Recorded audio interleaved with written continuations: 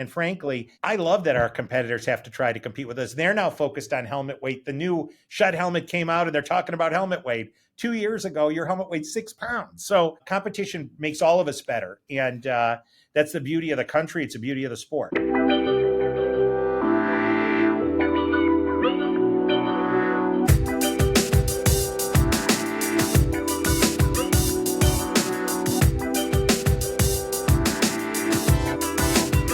All right, we'll roll right into it. So, yeah, without any further ado, here he is. So, Nick, welcome to the show. Really appreciate you being here. Thanks for having me today. Really appreciate it. Excited and looking forward to diving right in and covering the gamut.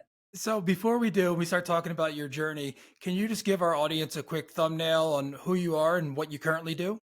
Sure.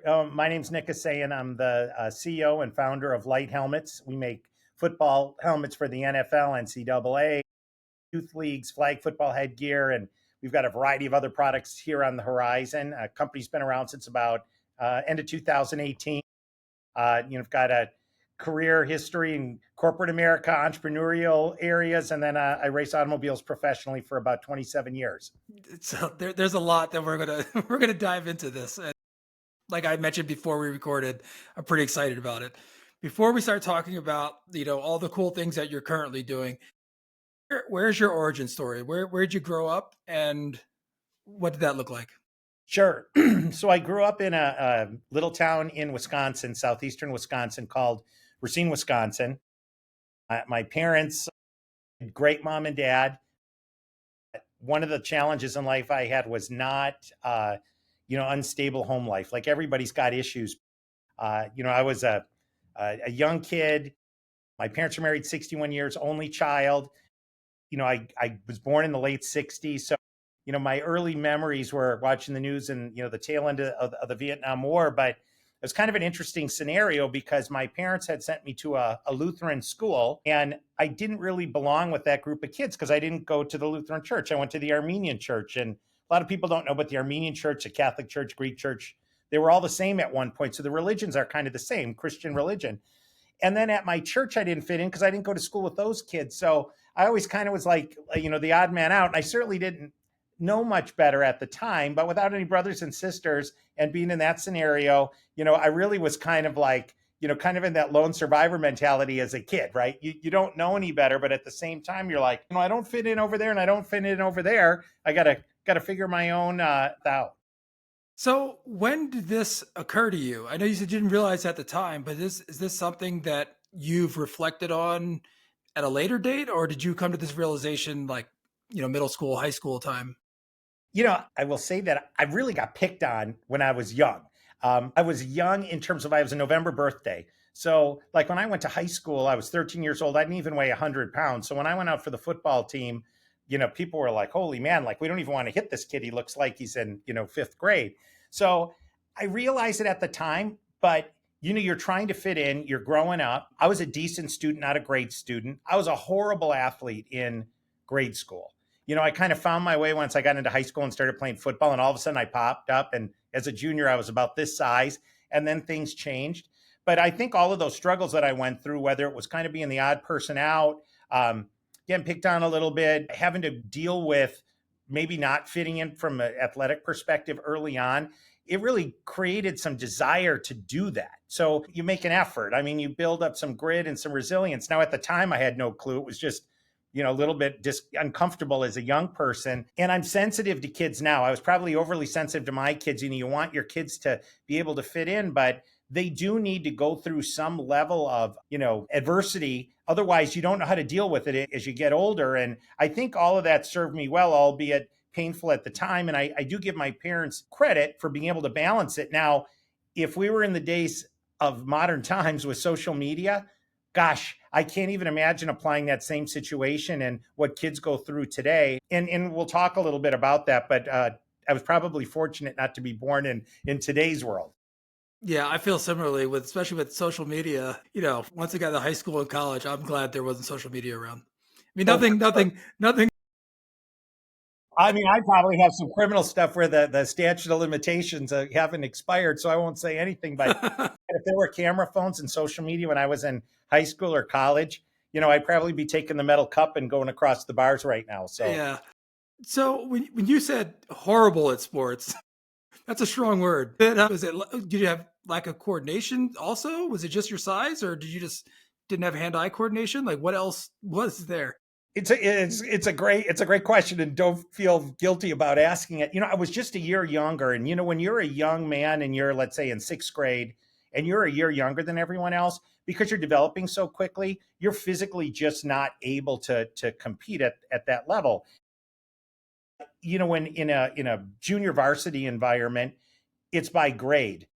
When I got switched over to Pop Warner, because I was small, but when I was put on a Pop Warner team, but I was competing with kids that were my age, it didn't matter as much, and that really helped build confidence for me. And my father played football at the University of Milwaukee when they actually had a football team for a year. And I remember seeing a picture of him as a little kid. And of course, I idolized your dad. And I wanted to play football. And the Packers had just run through their years of glory in the late 60s, early 70s before times got dark in Green Bay. And I wanted to play football, but you play flag football and then you get into full contact football. But that really was a transitional time for me, because I learned how to deal with kids of all different races, nationalities, religions. And it really didn't matter in football, even at that time when things were a little bit different. You really just cared about it being, hey, it's 3rd and 8.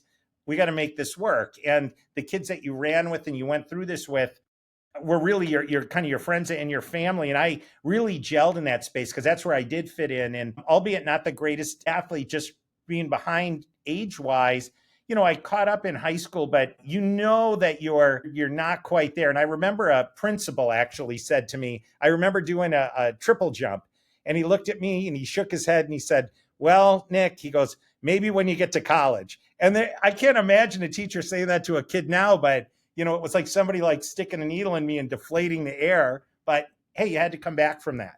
Yeah.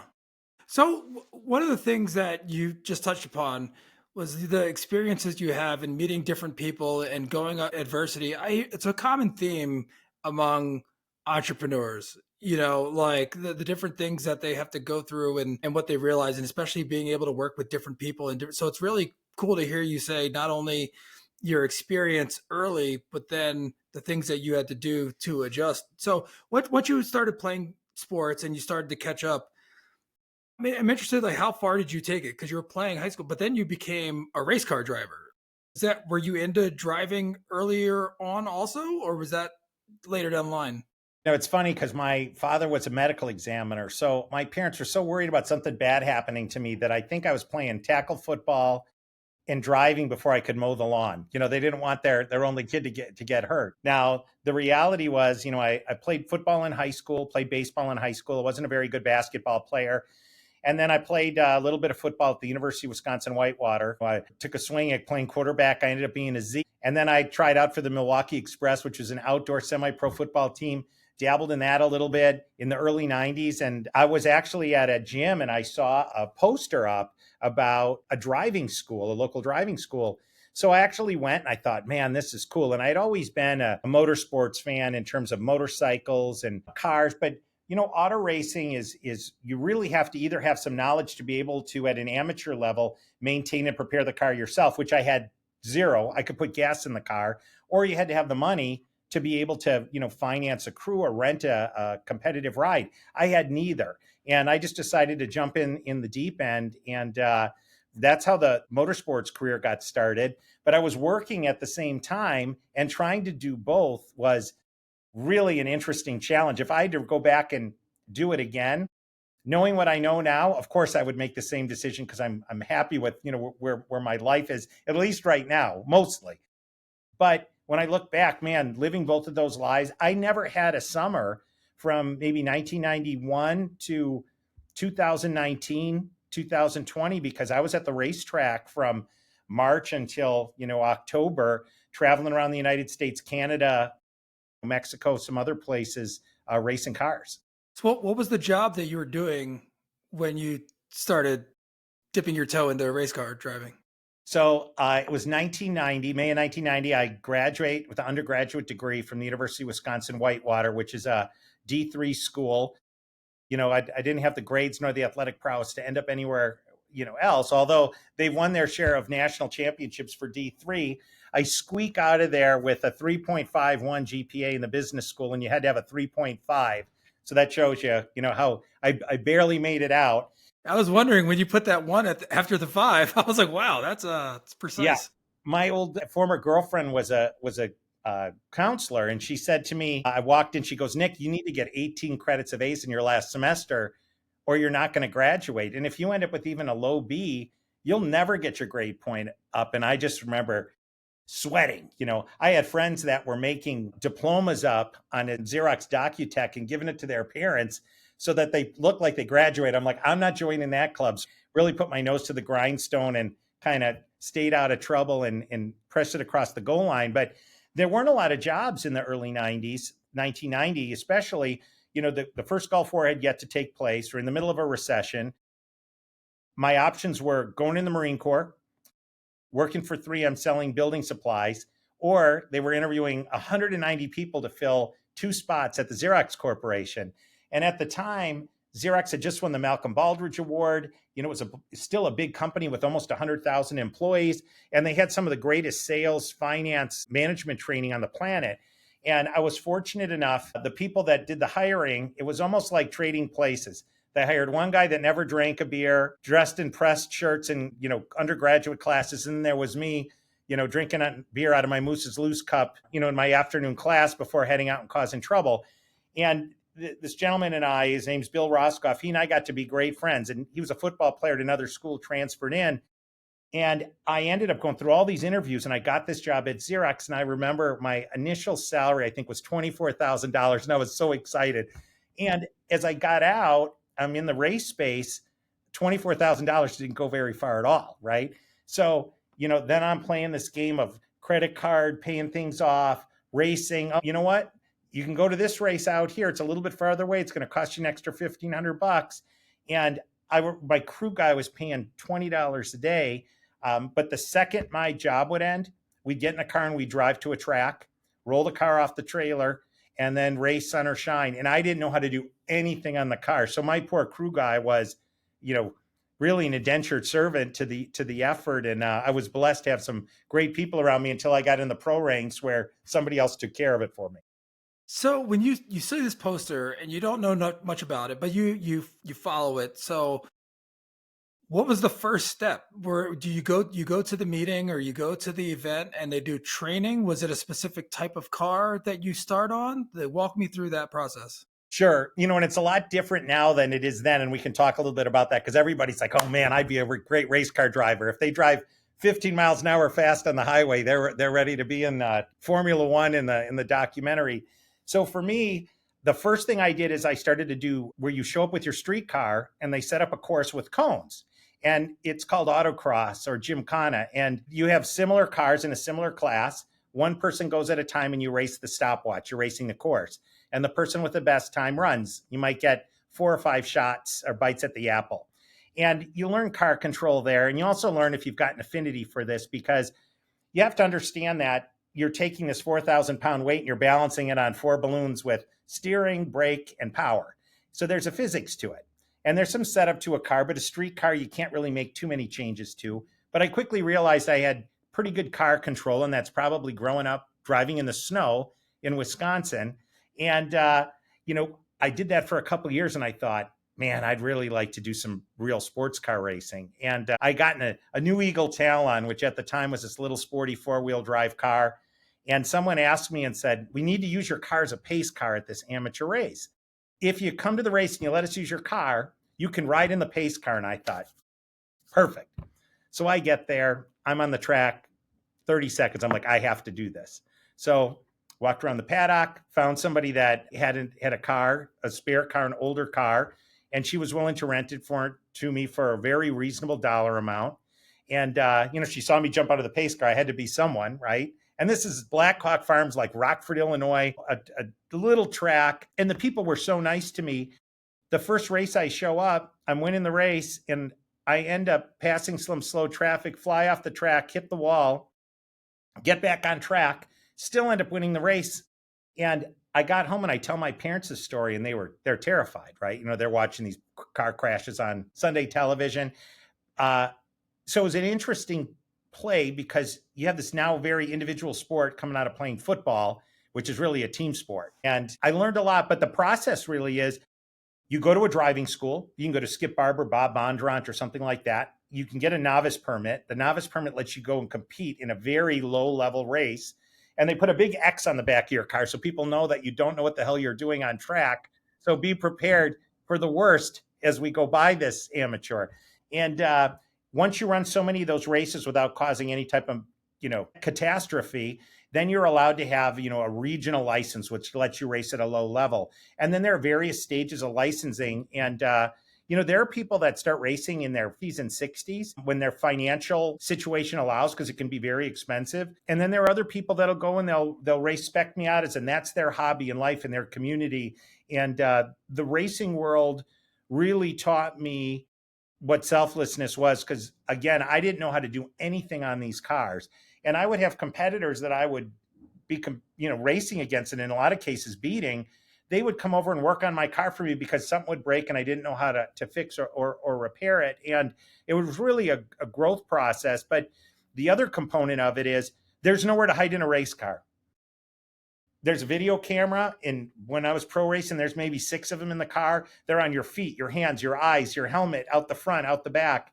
There's a complex data system that's tracking all of this stuff. You can't say, oh, I was flat through that corner. Any engineer looking at the data, and you yourself, you can't hide. And it's the ultimate sport in terms of personal responsibility. And when you're doing these races, when did you start to figure out like which type of cars were the best, the ones that you wanted to race? And I know very little about the sport. I do the speed limit on the road. I drive a hybrid car, so like I'm not a race car driver.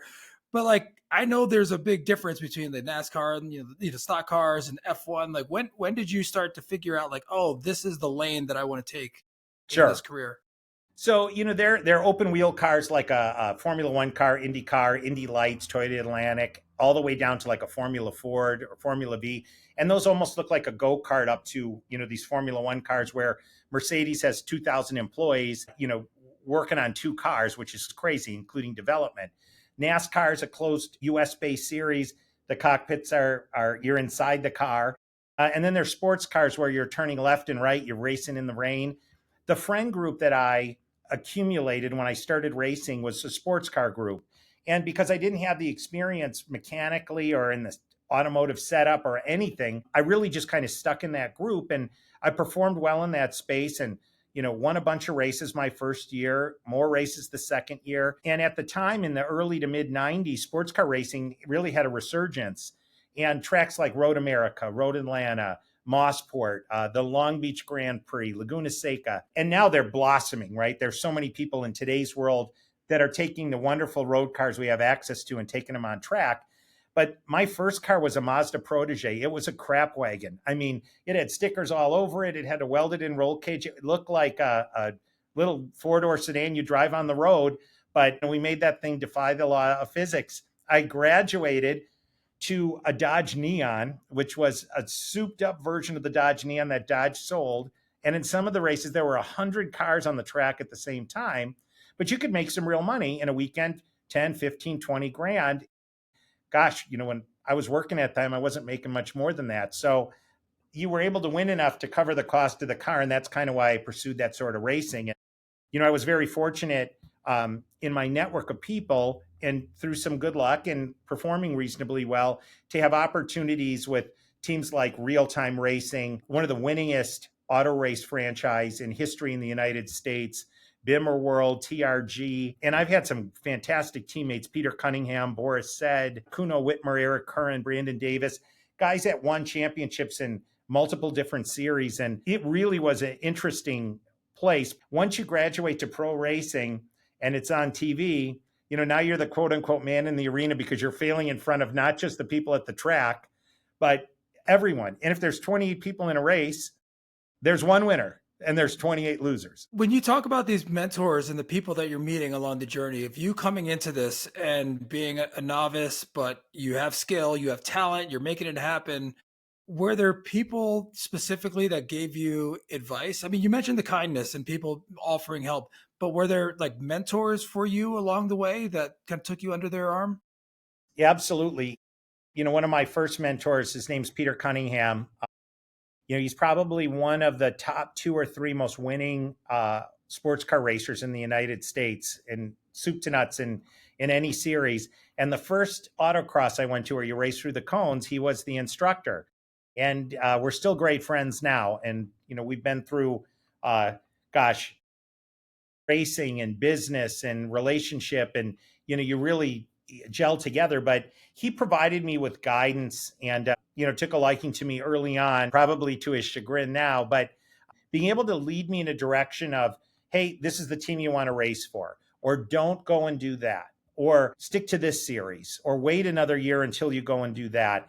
And having that help and guidance, because whenever I was in a series below him, he'd always make room for me to be in the area where the big boys were. And then when you're around those guys and you have some interaction, they knew that they were where you were a year or 2 years ago. So they'd reach out the olive branch, and I learned so much about, patience. And I'm still not the most patient guy in the world, emotional control, discipline, focus, and details. And we're all works in progress over the course of our life. And there are a lot of times I'll look back at a window and I'm like, gosh, I really look back and I'm almost embarrassed of, where or who I was at that exact moment, because I hadn't had the life experiences to develop. So Peter Cunningham was a great mentor. Boris Said has been a great mentor and friend to me. And I've had a whole litany of others at the track, but then I've had a lot of others too on the business side of things that have helped me direct. But I will say that my auto race career really led to me being involved in this football helmet business. And there were just a lot of synergies. And we'll talk a bit about that a little later. Yeah, well, one of the things that just you taking that leap and saying, "Oh, I see that poster, like I want to do that." It makes a lot of sense that you don't necessarily need to be. You have that entrepreneurial spirit that you want to do something, and you just jump into it. So it does make sense for you to say, like, some of the lessons that you've got from your mentors is more about patience and control and helping you, navigate at the right pace going forward. So that's cool. Everybody needs those people, whether it's to slow down or and not necessarily on the entrepreneurial front. Sometimes people need to be pushed a little bit and be told, like, no, you need to go. But I don't see that too much on the entrepreneurial side. Mostly it's slow down. Yeah, it's interesting. I told somebody this story. I was playing football at the University of Wisconsin Whitewater, and we're walking out of practice, and some of the guys are like, "Hey, we're going to run the special forces drill." Guys are running hills, and I remember just walking right by and jumping into the big garbage can full of ice because I was done for the day. And I remember thinking, "Gosh, how embarrassed am I now that I didn't go and run those extra laps?" But did I realize that when I was 21, when I was 31? I'm not sure exactly when, but I certainly, you don't only learn from your successes, you learn from your failures. And when I look back at that, the other guys may not remember, or they may remember. I'm just a faceless person that didn't do what I should have done. But I learned from that. And then after that, not only do I press myself to do it, but you try to press the people around you, um, to do it. And the one thing too is you go up the chain in racing. It's like anything else. If you look at a quarterback like a Patrick Mahomes or a Tom Brady, the repetition, the discipline, the film study, what do you eat? What do you drink? What don't you drink? What don't you do? You don't stay out till 3 a.m. Whatever those things are, shaping yourself is a series of habits.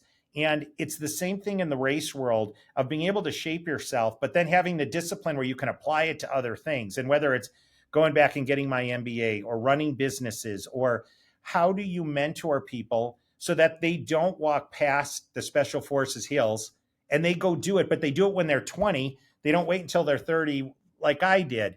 And how do you do that without someone feeling like they're being pushed? And that happens with your kids. It can happen with coworkers. It can happen in relationships. And I've had my success and failures in all of those categories. So I want to talk about the business side. So when did you first start going into the entrepreneurial business? Because you're having success in your racing. Was it something that you were doing at the same time, or were you like, okay, I need to pivot here and start focusing on something else? So now you're going to laugh at this, but I was working at Merry-Go-Round Enterprises in the 80s. It's probably 1986 or 1987. And I was playing football, in this college. And I come up with this idea of shorts where the shorts were a little longer than they were in the front. So I called them knickers. And I had my aunt sew up a couple pairs. And when I knew that merry-go-round buyer was in the store, and I'm working at the mall, I mean, this is like 16 candles stuff, right? And the buyer's like, this is a great idea. Well, he called someone and said, I think we can improve employee morale if we show that, if employees have good ideas, we can run it up the food chain. So they orchestrated for me to fly to New York, went to the garment district and took my shorts out there, and I sold a handful of them. And, with true fiscal responsibility, I quickly took the money and bought a 5-liter Mustang, which, I drove and broke all kinds of laws with for another time, maybe the R-rated version of the podcast. So that was my first entrepreneurial folly. And when I look back at that, I didn't understand finance, capital structure, intellectual property, distribution. I just was an idea guy. And everybody's got ideas. But being able to take that idea and either finding a conduit to where it can be monetized, or being able to do it yourself and knowing your weaknesses and your strengths and finding other people that can operate around you is an art. So I started there. Then I had a butter dispenser that looked like a deodorant stick, and you'd turn the bottom and the butter would come out. So when you were at a picnic, you could put it on corn or bread or whatever else. I love it. And I reached amazing. out to some of the consumer packaged, food companies. No luck, little frustration there. And then I had a company called Career Generators before Monster came out. I'd run little ads in the newspaper. People would send me their resumes. I'd scan them and have some friends clean up all the character recognition. We'd put them on a CD and then hand them out to the local HR departments in San Diego when I moved here. And then eventually we went to the HR departments and said, hey, as opposed to paying 30% of, to a recruiter of what someone's salary is, you can buy these CDs that have all these resumes on them, for X dollar amount per month. And I got that running and kind of floundered a little bit there. And of course, I'm doing all this concurrent to having regular job and racing cars. So time management or the lack thereof it certainly factored into some of my successes and failures. But you took those steps though. And that's one of the things that I love about entrepreneurship is that people that put their money where their mouth is. Like you said, everybody has ideas, but like, how do you execute on that idea? And what I have learned, and it's painful at times, it's definitely frustrating, is that it's slow. Like it's never just like it clicks and then it goes, but there's a process to it, and the learning through that process. So all those things that you mentioned, like, yeah, I floundered and this and that, but the amount that you learn by doing, it's unbelievable. It's unbelievable. And then you could take that into your next step. And that's not going to be perfect, but you do have more tools in your belt than you did when you started. Yeah, absolutely. The first company that I really started where I was taking the plunge. And one of the biggest things I hear from people that are aspiring entrepreneurs, especially if they're a little farther along in life. They're not 22 years old just graduating from college, but maybe they have a family, or maybe they just got married. They have a nut, they have a house payment or rent or a car payment, insurance, health insurance, etc. Is how do I transition from lifestyle creep? Maybe I'm saving a little bit of money, but now I'm going to not make money for 6 months. How do I make that transition? And what I did is I would look for positions that were available and then offer those employers my services on a consulting fee. And then I would just stay up late or work on the weekends. And once I strung some of those together, I could jettison the actual full-time position. I worked for internet company .ws domains when .com was really one of the only, I don't know if you call it a TLD or whatever, the domain extension. And I learned so many different things there. But once I started my marketing company, 2001, I had a partner initially, and we would go to big companies that had huge databases of product buyers that had purchased from television. We'd take those buyers and we'd cross-sell them whatever the inventory was that company had. So if they had bought Miracle Blade knives, we were selling the knife block and steak knives with it. And we used direct mail, early stages of email and commerce, and then some teleservices. Sometimes we'd make a ton of money and sometimes we'd make no money. And my former wife was extremely supportive of my desire to pursue that. and even to this day, we've not been together for 14 years, but you need people around you that are supportive of that, because you're fighting a battle in front of you. The last thing you need to be doing is, fighting that battle behind. And, then I started to get some traction, and I met a partner, Ari Wasserman, and in fact, we're very different people. So he's an Orthodox Jewish guy. He writes Jewish law books for a hobby. He's got, half a dozen kids, wears a trench coat in the summer.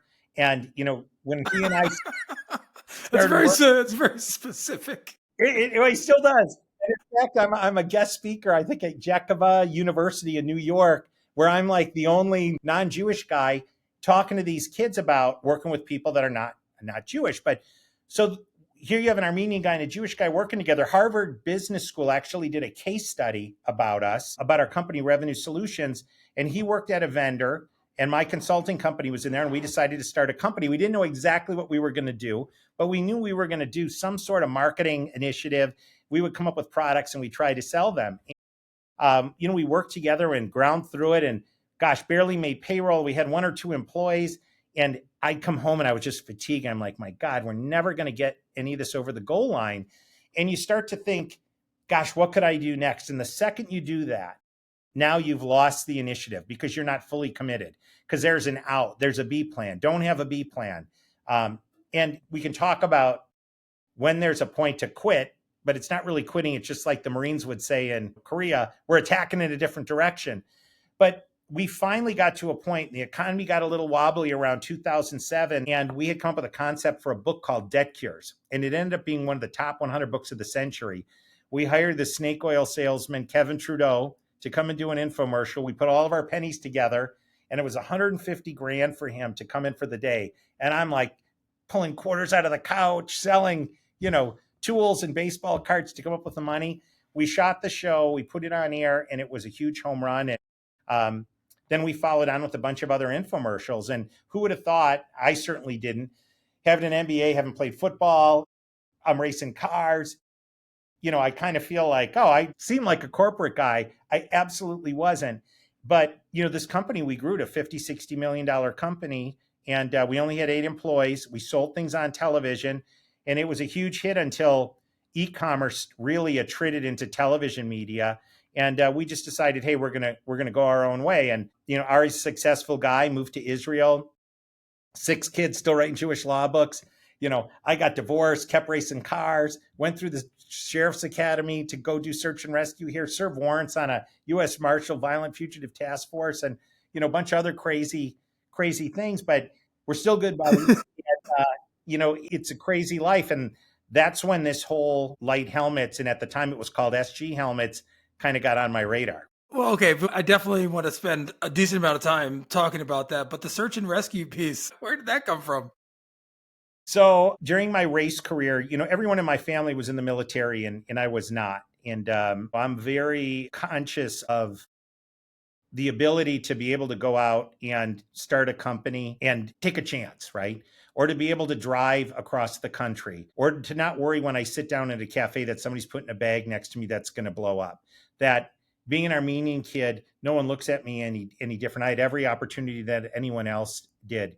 That the women in my life could make any type of career choice that they wanted. And the country's not perfect on that front, but having that blank canvas to go and do that, I'm very conscious of. And my father being a Marine, my family all being in the military, and then watching, like I said, my early memories were the Vietnam War, and then the first Gulf War, and then, 9/11, and what an impact that had on me. During my race career, we donated the race winnings and any contingency money to the Special Operations Warrior Foundation. And the Special Op Warrior Foundation puts the kids of fallen special operators, whether they're a Ranger, SEAL, Air Force PJ, Delta Force, etc., through secondary education. And it could be welding school, it could be Embry-Riddle, it could be Harvard Law. And I really got a taste and a flavor meeting these families that had lost this matriarch of the family that was an operator, what their lives were like. And, I always felt a little bit of a part of me missing, that I did not give potentially as much as what some of the other people. And I knew I would never get there, because these are very much the best and brightest among us that have made a choice to put themselves in the highest risk position on behalf of all of us here. And most of us don't even know a Navy SEAL or a Ranger. Only 1% or less of the population of the US has served, and even a smaller percentage in that special op range. So, I was involved in that, and I was at a fundraising event, and someone said to me, hey, there's this thing in San Diego. You can get involved in search and rescue. You can do heli-rescue, motorized, mounted, which is on horses. You could do medical, et cetera, et cetera. And I thought, man, this is great. So I signed up, went through all the background checks, and then there's a pretty significant academy that you go to 2-3 nights a week, and every other Saturday. And man, it was the gamut. And I thought it was great. And right after graduating from that, San Diego had some huge fires. And, we did body recovery. I'd done evidence recovery. We found people in the desert that had gotten lost. Sometimes we find bodies that we didn't find the person in time. And you have this very rigid organization, because here you have civilians working with law enforcement, maybe from multiple municipalities, in mass disaster or in a dangerous scenario, or simply looking for evidence. But if you made a mistake, the evidence was compromised. So there was a system in place. And even though you had to think on your feet, there were rules in place for a reason. And you can still think on your feet and have rules there, or standard operating procedures, as a lot of people will say.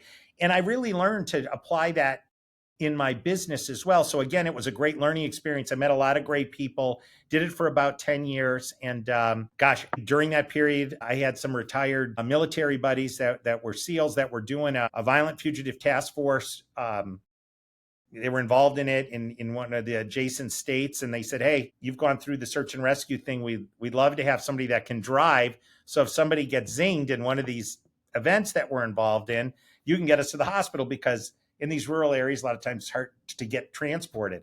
So I had 6 or 7 years of that. And that's a whole nother crazy series of stories. But in every one of these things, that was a takeaway from the people, from the organization, from the mistakes, from the successes, et cetera, that you can apply to business. And one of the things that is a common thread here is that, you're not afraid to take these chances, these risks, and explore where your interests are. And you're like, I'm going to try. And you just do it. And, it's not, from what I'm taking from this conversation, it's not going to be perfect right away, but because of the successes you had and the lessons that you've learned, that just leads you to take the next step. And that's one thing I talk about that often to folks that, that maybe are a little younger than me, that I mentor and work with. It's like, you got to take the shot, because there's something on the other side of your fear that is a lesson, and it's just going to empower you to the next stage. So that's fantastic. What a cool journey so far. And we didn't even get to the light helmets yet. But wait, before we do, I guess, when you mentioned, I believe his name, you said it was Ari Wasserman. Yes. Yeah. When you mentioned, you were like, yeah, I don't know what this business is, but there's something here. We're going to do something. Was it really, you both had that feeling like, we got to do something? We totally did. We knew that it would be in the direct to consumer industry, right? But we didn't know what the actual home run was going to be there. And in fact, in the early stages, and you're probably too young for this, but when you would dial 411 on your cell phone, it would cost you $4 or $3 to get the number, because this was before the iPhone, where you could search the number down. Well, there was a company called Free 411, and what they would do is, if you called, Free 411 or star 411, and you were looking for a flower store, you'd go through that exercise. It would play an ad for a flower store. So we got involved in going and searching for all the different verticals and putting the ads there, and we made some money, and the company crept along. But we ended up making real money in the infomercial and the aftermarket business. We knew it would be in that space, but I tell people too, even at the company I run now, I don't build a strict org chart and then try to search for people, because you're never going to get the perfect fit, because it's not just the chart, but it's the people on the chart. But if you go out and find good people, and you make the org chart and it's malleable enough to work around the people. Now, obviously, you have to have somebody that can be, a CFO. You have to have somebody that can be a marketing person. So you need the general people, but you can weave org chart around those key people that catalyze the path to where you want to get. And you have to be willing to fail. You have to be willing to put yourself in places of discomfort. I don't care if you're in the gym. If you go to the gym and you feel no discomfort, you're not going to gain any endurance. You're not going to gain any strength. if you go and you're taking a class that's so easy that you don't have to study or that you don't have some anxiety before the test, then you're not learning anything. And you have to be willing to fail. And I think that's one of the big mistakes that we've made culturally in this country is there are no losers in a lot of these youth games. There's no winner or loser. Everybody's a winner. Everybody gets a trophy. That's not how life is. You have to be okay with there being a loser. And then it's okay to be upset when you lose. But you have to be able to manage that emotion, and you have to say, gosh, what am I going to do? Am I going to run more wind sprints so I don't get tired at the end of the game? Am I going to be more focused? Am I going to adjust how I play? Maybe it's a coaching thing.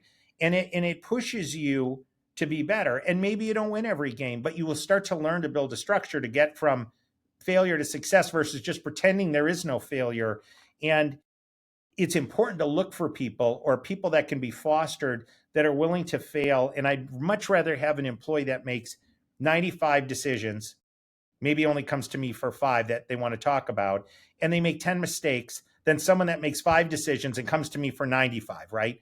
Because now it's centralized decision making and I can only do so much. And you want people to be accountable. Yeah, on that note, that's like having people that I prefer to have to pull people back than to push them, like in general.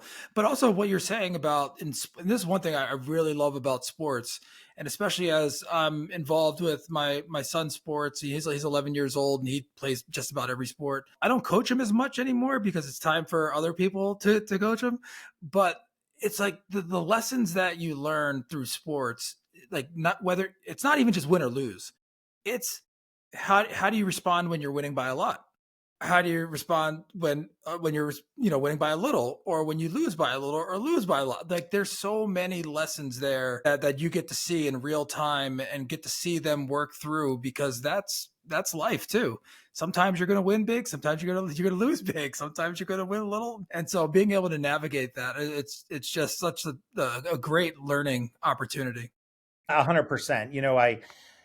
Walter Payton was one of my heroes as a kid. Always, being a Packer fan, that was a tough one for a lot of Packer fans to swallow, that I loved Walter Payton. My race number for most of the time I raced was 34. And one thing I loved about Walter Payton is he never ran out of bounds. He never quit. He missed one game because he had a sprained ankle. He had his biggest rushing, yardage day when he had 104 fever and he had the flu. And I loved that mentality of don't die easy, just keep grinding it out. And again, this isn't the kid that skipped the running up the hills, right? But over time, you start to learn, like, man, between what the mentors tell you, what you absorb yourself, the ability to fail. But when you succeed, how do you treat the opponent? When you lose, how do you treat the opponent? I love when you watch a Super Bowl or a World Series and the game's over, the champion's crowned, and the opposite team stands there for a minute to suck in, next year I'm going to come back and that's going to be me. This is what I'm going to do next time. And they may not get there the next year, but they'll eventually get there. And being able to understand how that works. I love these videos, and it's pretty prevalent in all sports, but so much so in football, where you see it's a tie score, 1 second left, touchdown gets thrown, and the kids on defense, are on the ground inconsolable.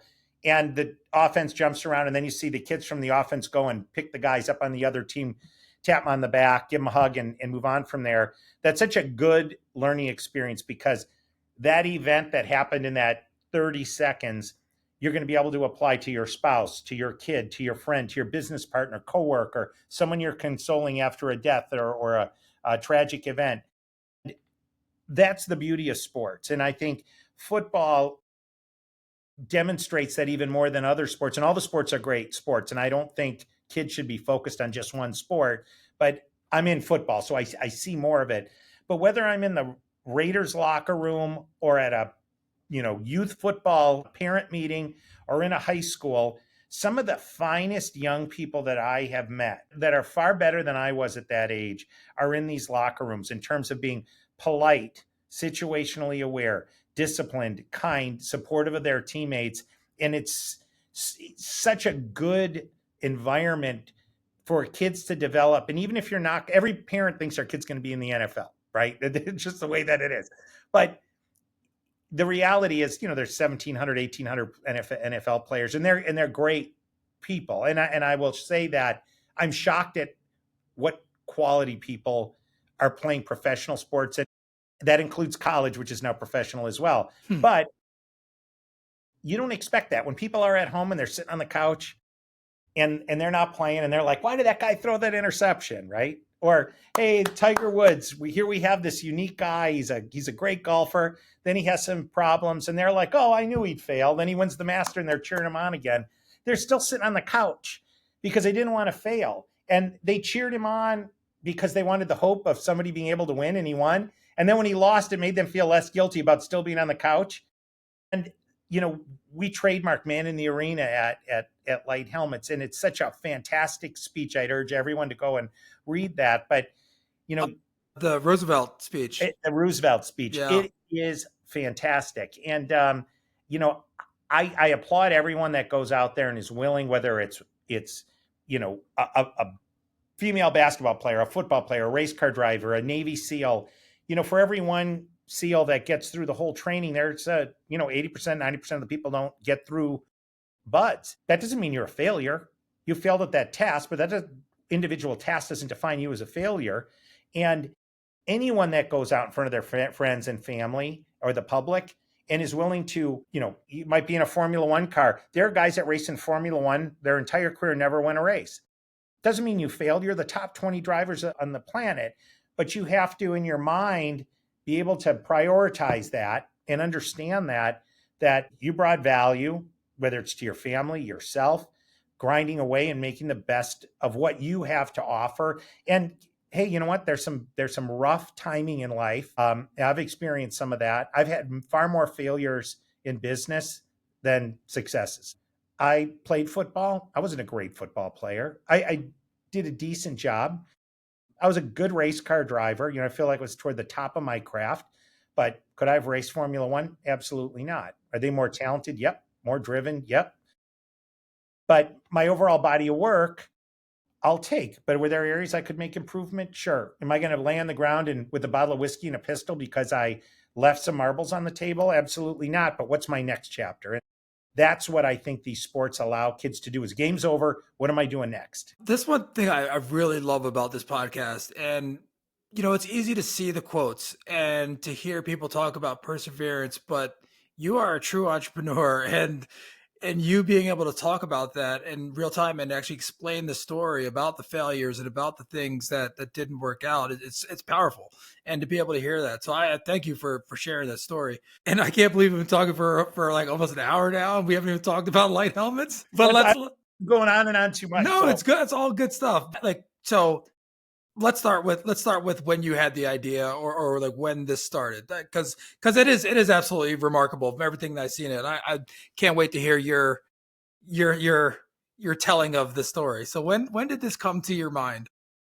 So this had to be about 2014 or 15. And a good friend of mine, Phil Pimp Freeman, who was JTAC in the Air Force, he ran fighter weapons school. And I met Pimp, and it's not what you think it is, but that I can't tell you the acronym on a family podcast. But he and I got to be pretty good buddies through the Special Operations Warrior Foundation. And he was very good to my family, a tour in Nellis Air Force Base, some remarkable technology, but more remarkable people that work there. And he had said, hey, I'm selling these football helmets for a company called SG Helmets. And the guy that runs it is Bill Simpson, the race guy. And I'm at the track all the time. And Bill Simpson was an IndyCar racer, but he also started Simpson Racing. And they made motorcycle, auto race helmets, auto race 3-layer suits, seats. He had an 8th grade education. He was almost like an autistic kid because he was a brilliant engineer, and he changed the way auto racing safety worked. Not 1 or 2 generations. He jumped 5 or 6 generations in a period of a few years. And I wouldn't be here talking to you if it weren't for his equipment. There's not a single person that's raced cars in the last 40 years that wouldn't attribute Bill Simpson's ideology and philosophies and forward thinking, that it didn't have an effect on them. So I'm at the track, and Boris said, one of my buddies, NASCAR guy, he's racing in one of the sports car series, says, hey, Simpson started this football helmet company with Chip Ganassi, Simpson, Ganassi, SG Helmets.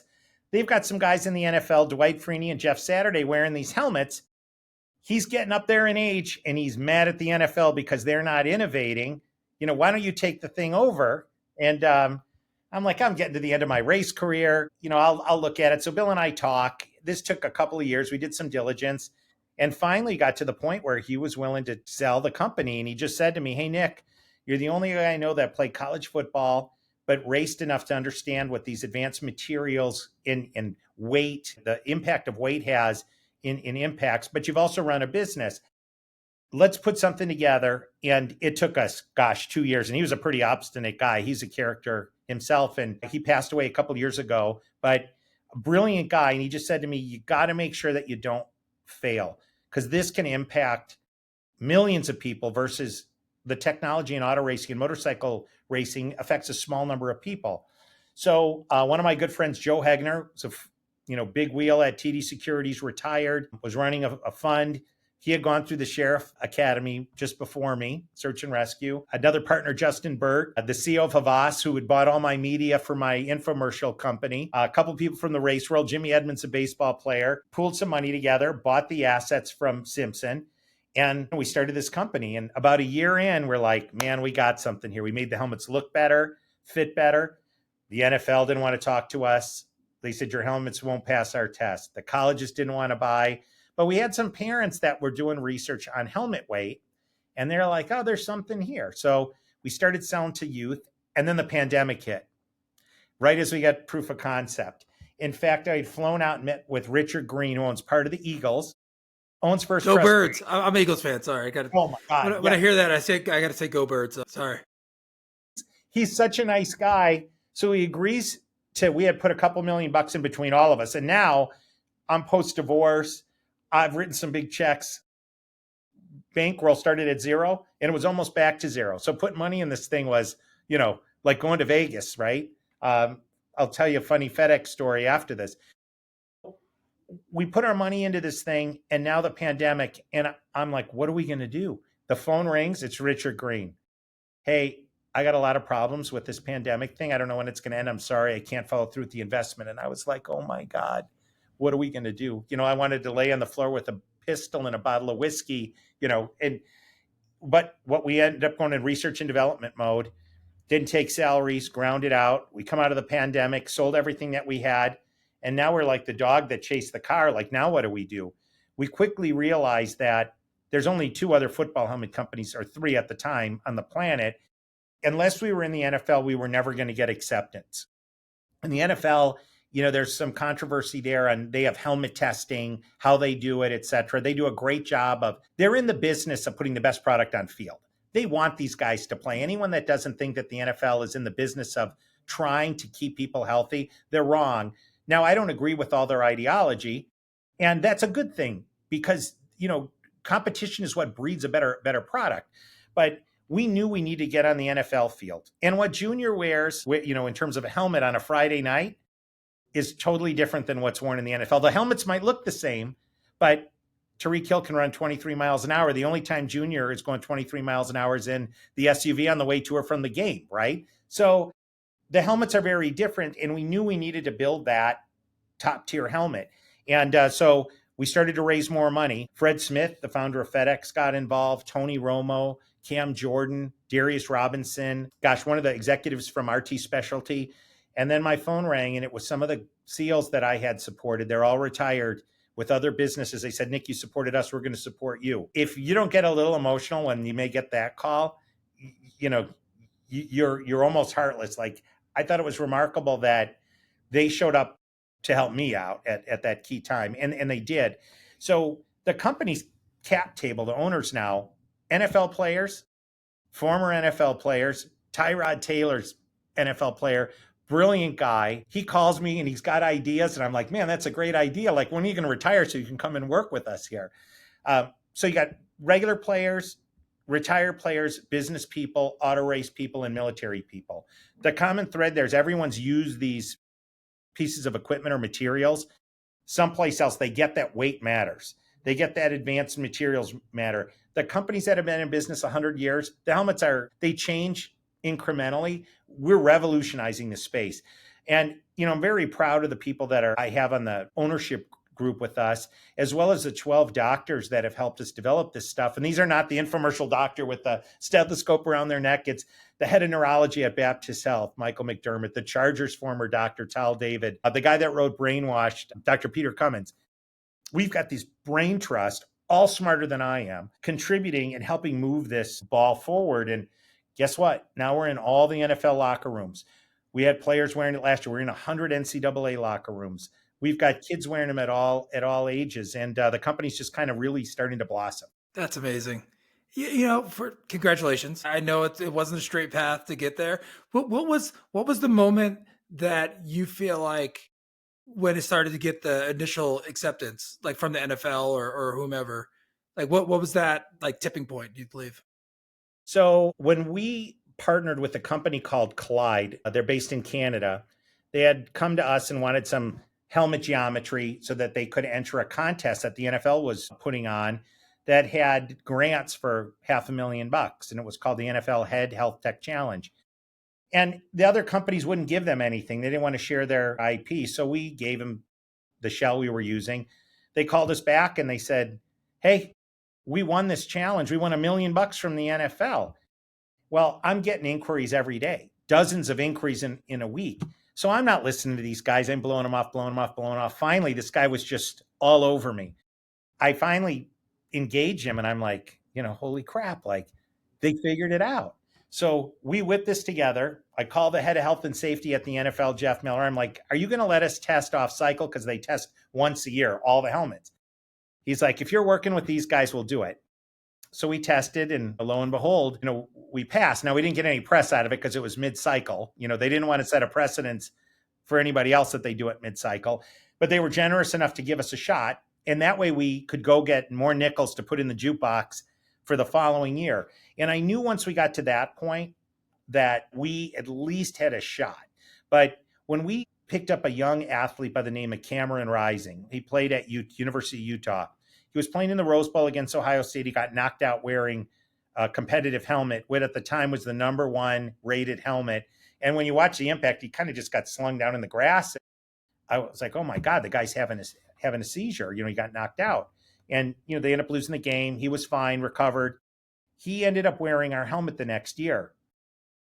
No one at that level of play had worn our helmet yet. Even though we had the lab approvals, everyone was buying from the older companies. And we had to struggle a little bit with Utah, but the equipment staff there was great to us. The medical staff there was great for us. But here was this 24-year-old kid that got knocked out in a football game and was willing to try something new. And he looked at it and his father looked at it and they agreed to wear it. And I will tell you that in time, people will look back and my goal always is that this will be the first piece of equipment in the Football Hall of Fame. Because there's people support, there's coaches, etc. But this kid was the person that was really the fulcrum, the catalyst that took us from being a company with an idea to someone that was on national TV protecting this kid who was a great quarterback and I think still got potentially had a bad injury last year. But that kid had more gumption and courage, as did the school. And of course, now, it's starting to spread like wildfire. But that's a prime example of what was the fiber of this kid, or what made this school open to trying something new where others wouldn't. And I just think that it's a remarkable group of people, and this is a remarkable kid.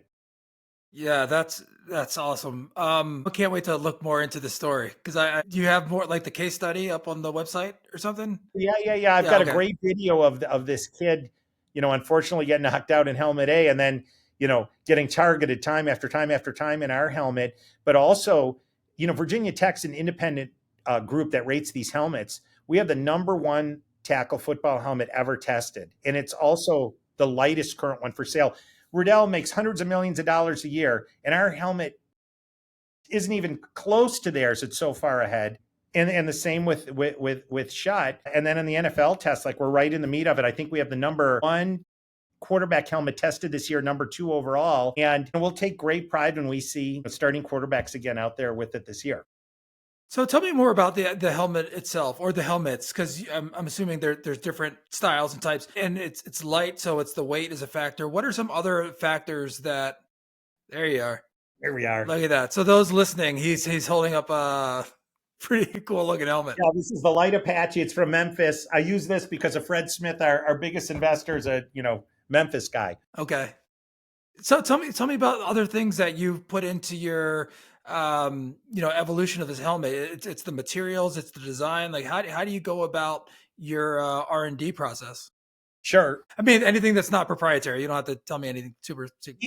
It's a great question. So when we started this process, we set goals out up front. We want to be number one at Virginia Tech. We want to be in the highest category recommended helmets. We want the weight to be under 3.5 pounds because other helmets are as high as 6 pounds, 40% different. We want it to be comfortable. We want to make sure that it's cool for the player because overheating a player leads to injury and subpar performance fatigue, right? Fatigue breeds injury. So we want to make sure that the helmet's light, but it's also balanced properly. So our helmet's a system. There's not one component of it that you can just pop off and take a competitor's component and put it on there. All of our helmets, the Apache line and Gladiator line of helmets, all the components can be swapped. The shells are the same. The face masks are the same. Some of the internals are a little bit different, but it's almost like Legos where you can mix and match. The helmet uses a nylon shell, and then it uses a 3D printed internal lattice. And you think 3D printing, it doesn't require any tooling. It's called additive manufacturing. But we can make a different liner for the quarterback with different diameter, meaning how squishy it is, than let's say a safety or a wide receiver or an offensive lineman, because they experience different impacts on the field. So the NFL's done a great job of analyzing impact to say, hey, quarterbacks have the most likelihood of getting injured this way. Offensive line this way, defensive line this way.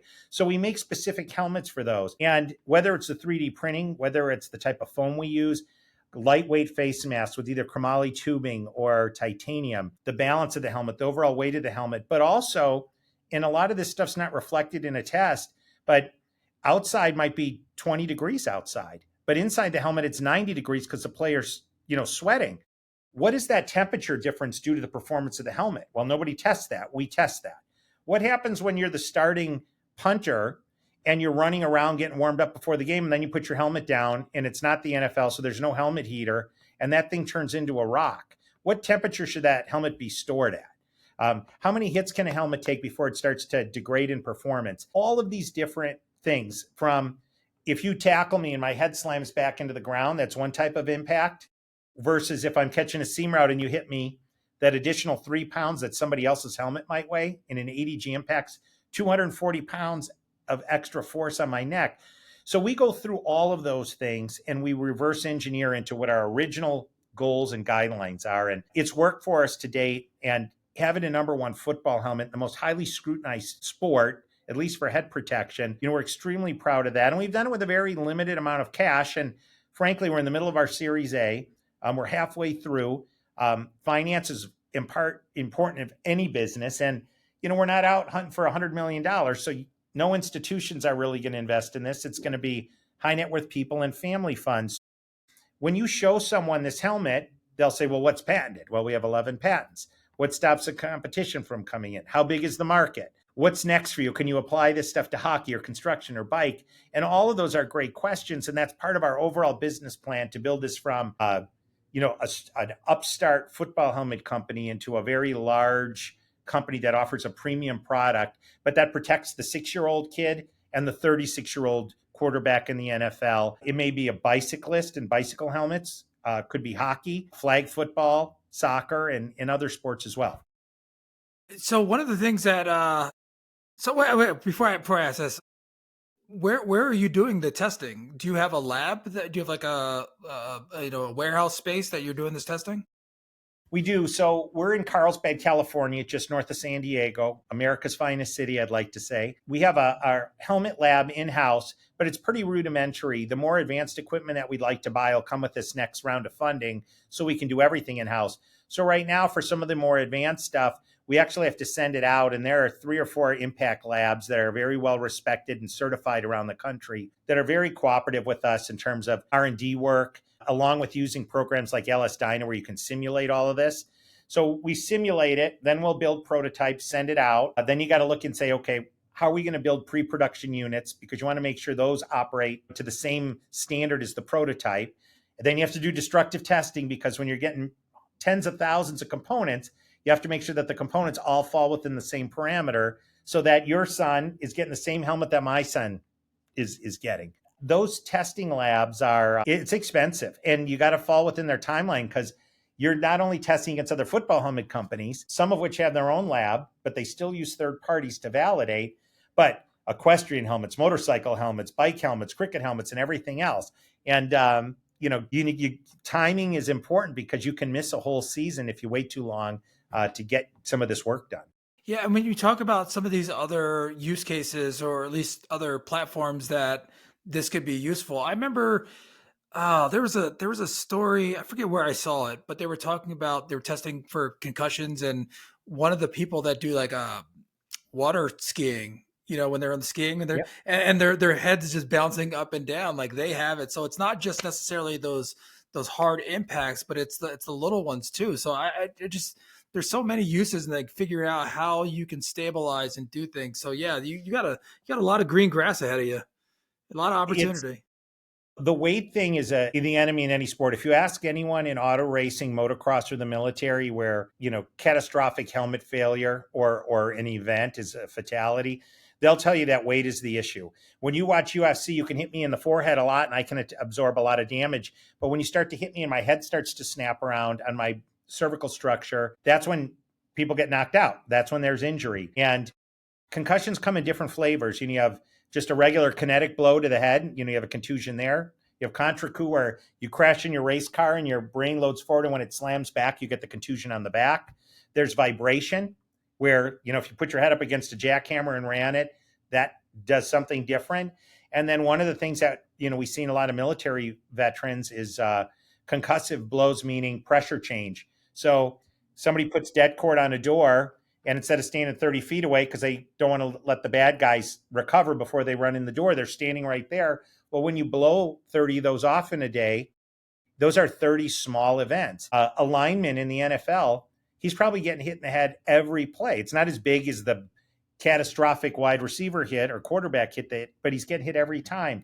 So managing the headgear, managing the weight of the head, managing fatigue, dehydration, the different types of biomechanical makeup of different people, right? You may be more predisposed to a concussion on a Wednesday because you didn't drink as much water or you're fatigued than you are on a Sunday.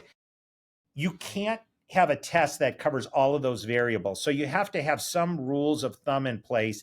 And the medical component of this, which is like post-injury, where you don't necessarily see somebody have an event like, the quarterback that had the seizure. There's not binary where there's no injury and a serious injury. There are slices where you don't notice. And now they're having gait analysis, meaning somebody can look at me before I crash on my dirt bike and after and say he's had a concussion based on how I walk. They can look at, pupils with a piece of technology tool or test that you take. And the learning is advancing rapidly. But in the meantime, these contact sports offer so many benefits to these kids. It's a fine line of, hey, we got to coach better. We have to recognize injury better. We have to have better equipment, right? And then better recovery on the back end of this. And football's never been safer to play than it is now. Still a dangerous sport, and our helmets, nor can anyone else's, guarantee that there's no chance of injury. But the goal is to reduce the frequency and reduce the likelihood of it while still letting the kids play. Of all the things that you're doing right now, because you just when you mentioned like you're working with doctors, you're working with, the materials company, you're doing this. What for you has been the most fun? Or have you learned the most of your that surprised you? Like, oh, I didn't know that. Because there is a learning curve that you had to figure out, and you're meeting with these doctors, you're meeting with these people, you're doing the business, you have to be in so many different things here. Is there anything about this whole process that jumps out to you that really is clicking with your soul?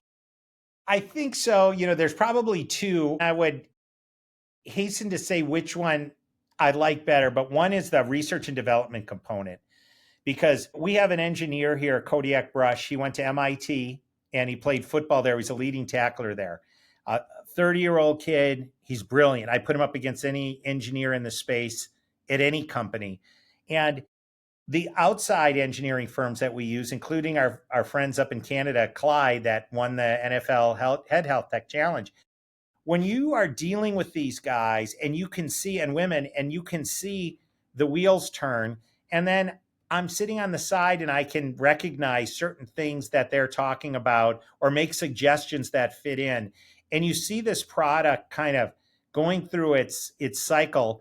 And then when an athlete puts it on and says, wow, I can't believe that this is this light, performs that well on the test. Or a kid calls me up after a game or texts me, and I get this all the time from NFL and college players and high school players, boss man or Mr. Esayian. Tyrod calls me boss man. I really got clipped. I can't believe it, and I feel okay. Thanks so much. And it's both of those, but it's the Dan Orlovsky from ESPN whose kids wear these. It's the Peter Cummins, who's a forensic neurologist whose kid wears this. Tony Romo's kids wear these. But I tell people all the time, my kids played hockey and my younger son played football at a big high school in California called Cathedral Catholic. He went to Utah, was on the team, got cut. Now it's like, is he going to play, not play, or is he going to go play rugby? My son wore this helmet. And just like you, I would do anything to protect my kids from injury. Former wife was so nervous about my son playing football or switching to football from hockey. And I'm like, are you kidding me? Like, hockey's like, caveman, like you can get hit with the stick, the puck, the boards, the pipe, the ice, shoulder, knee, skate. Football's easy compared to that. But, they watch the NFL 30 for 30, the 85 Bears, and they're both crying after, like, okay, he's going to play football. Getting him through those 6 years and knowing, or 7 years, no headache, no injury. But I hear from the kids and interacting with the players. And like I told you earlier, these are some of the greatest young people that the country has to offer. And people think football's a violent game. These guys are arrogant. It's absolutely not the case. We just had Joe Flacco and Dennis Pitta in here. And I'm like 5'11", like 250 on a good day if I eat the single cheeseburger and not the double cheeseburger. I look like a baby compared to these guys in the picture. What gems of guys, and how insightful and smart related to business, and their kids were with them, and being good dads. And it's refreshing to see when they're excited about it. I feel like my work is worth it because I've had some rough days in this space. We've had failures like others during the pandemic. I went from a point where I was retired. I could travel anywhere, do anything I want, where I was taking a kid gift card to go buy noodles at a Target because we were so out of money and trying to keep the thing moving. And it's embarrassing to even say that, but to go from being done to I remember sitting home and cooking that up and thinking, man, I have hit rock bottom and I feel alone. Am I going to be able to do this? And we're still not there. But that said, the reward is watching these kids be able to play and how they're excited about it and how we're providing the next level of protection. And frankly, I love that our competitors have to try to compete with us. They're now focused on helmet weight. The new Shed helmet came out and they're talking about helmet weight. 2 years ago, your helmet weighed 6 pounds. So competition makes all of us better. And that's the beauty of the country. It's the beauty of the sport. Yeah, no, I agree with that. Another note, you mentioned Joe Flacco. So I went to University of Delaware, so he's a blue hen. Yeah, I like to hear that. I like to hear good things about other blue hens. He's a great guy. He came in, he had his 4 sons here. 3, I don't know if he had all 4 of them or 3 of them, but man, he's a tall guy. He's like 6'6", and he's 40 years old, looks great. We saw him the next day. They were playing at a RX3 flag football event up at one of our financial partners. And man, in the middle of the game, he came trotting on over, and what a gentleman. And the same with Dennis. And it's great to see these guys giving back too. They don't need to go and play in a flag football game. You look at the career earning of these guys, but they know that they're fortunate. And football's done with all of us before we're done with football. And my talent level and my, physical dimensions from a football perspective, probably, left me at the altar, at a Division III school. But you look at a guy like that, he's played at all these different places. He's playing with guys that are almost half of his age now. And it's remarkable. But at the same point, man, gosh, great leadership skills too. Even the college kids, they're just a pleasure to work with all of them, and the parents as well, because they appreciate what we're doing. And I think more so than anyone, the people that really do the research on what's the best technology out there are the moms and dads. When you mentioned the rock bottom, when you hit rock bottom, it's I think I want to make sure I put a pin in that. And because of all the things that you've done and you've had success and you've hit rock bottom, but before, like, there was another rock bottom and there was another rock bottom, but all the experiences that you've had and the people that you've surrounded yourself with, and they know how you are and who you are and what you do. It's inspirational, man. It's really cool to hear you, and you're easy to root for. I'll say that.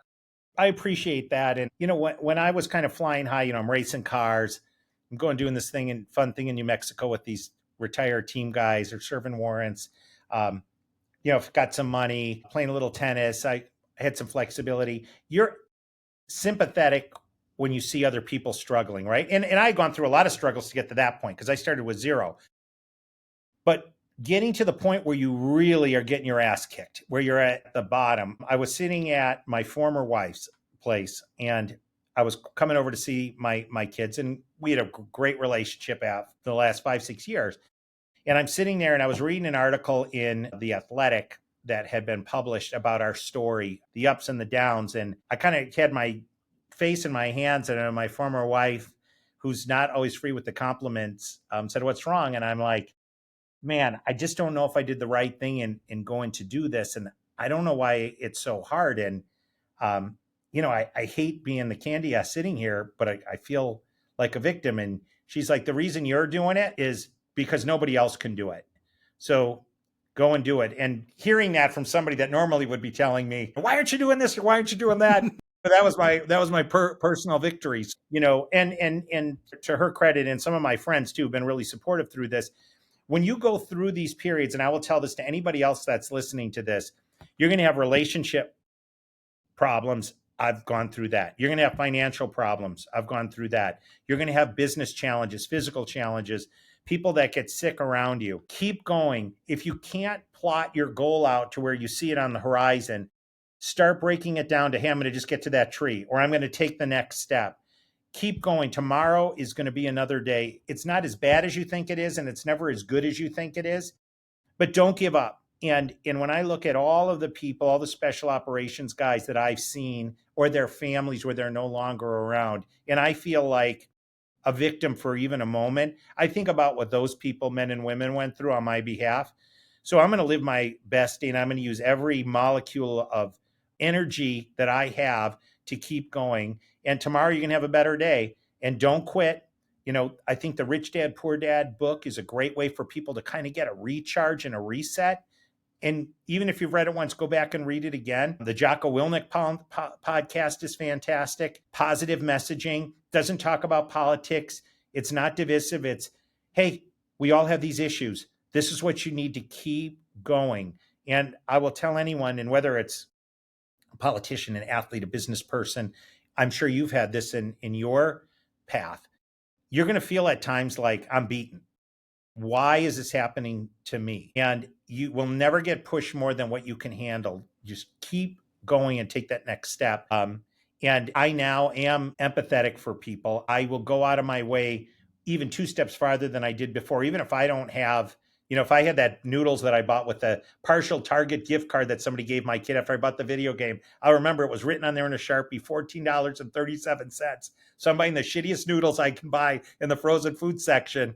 And I'm like, man, I'm a loser, right? And my outcome's yet to be determined, but I will tell you that it will by no lack of trying, and it will be by no lack of the people that are around me doing the exact same thing. It makes so much sense now why "man in the arena" is your phrase. Because it's true. And I tell everybody, if you haven't read it, I'd read it to you right now, but I won't get through it without getting a crackly voice. So I'm not going to do it because I want to look like the tough guy. I was somewhere trying to read it one day, and I had to have somebody else read it. But when you read that and you apply it to your own existence, and there are people that have had a much harder path than I have along the way, that speech defines all of us, because all of us at some point will fail in front of other people. And the difference between the person that at least makes an attempt and fails versus this person that doesn't try is the difference between living and just existing. And I think that's the best advice I give to anyone. Set your goal, break it down to manageable steps, and then go and attack. And if you stumble, evaluate why you stumbled, what you could do differently, retrench the next day and get after it. On your last day, you won't look at what genes you had, how many cars, how much money's in the bank, where you traveled. You'll be thinking about the people that are around you and the accomplishments that you had that had a positive impact on people. And, I hope I've still got another, few decades left in me to influence others. And when this is over, I want to be able to help people that are in this situation take that next step and then look at the tree and then look at the horizon versus go sit on the beach. Although I'm going to do some of that too with a Corona and a taco. Nick, you've been very generous with your time and even more so with your wisdom. Sage words, man. It's just, again, very impressive. So glad that you're able to share your story. So before we take off, is there anything you want to share with the audience, like where to find you? And I'll include your website and all your socials in the show notes. But is there anything you want to let the audience know? Sure. If anybody wants to reach out, whether it's about, it could be football equipment, it could be issues and challenges in life, it could be anything else. You can find me on LinkedIn, Nick or Nicholas Esayian, Esayyan. You can find me, online. I'm pretty easy to find. We're in Carlsbad, California. Our website's lighthelmets.com. You can email me, nick@lighthelmets.com. And if I don't get back to you right away, I promise I'll get back to you if we're buried or traveling. I also want to share with everyone, my case is not unique. Everybody has the capability to go and do these things. And you also have the capability, if you're down today and you're having a hard day and you're listening to this, I've been there. Other successful people have been there. Fred Smith from FedEx was down to his last $5,000 and took it to Las Vegas. And, they were going to go bankrupt, and look at how big FedEx is. And if this project, this relationship doesn't work out, the next one will. But you got to give yourself a chance to succeed. And that's by being introspective, but get back out there and try again. And, I think you're doing a great service of interviewing different people to get their perspective. And I also would tell anyone else that you are asking to be on to come on and be open and share your failures as well as your successes, because that's really where you help other people. And we all learn more from when we stumble than, when we're spiking the football. Oh, that's 100%. Because one of the things here is like the tools, talents, and techniques. It's like, well, you don't just attain them just by people handing to them. Most of it's experience. It's a lived experience. And sure, there's what people tell you, but it's like you need some kind of context or reference point. And so being able to hear from people in different industries, different levels of seniority, just their different experience, I think is really helpful, because you never know what tool from this box is going to help with this project. And I thank you again for sharing, because you definitely inspired me and I'm excited to take some of this wisdom and move forward with it. Well, I really appreciate you having me on today. Would love to come back on again. Again, thanks so much for taking the time to inquire about the timeline and me. And it was great spending time with you. All right. Thanks, Nick.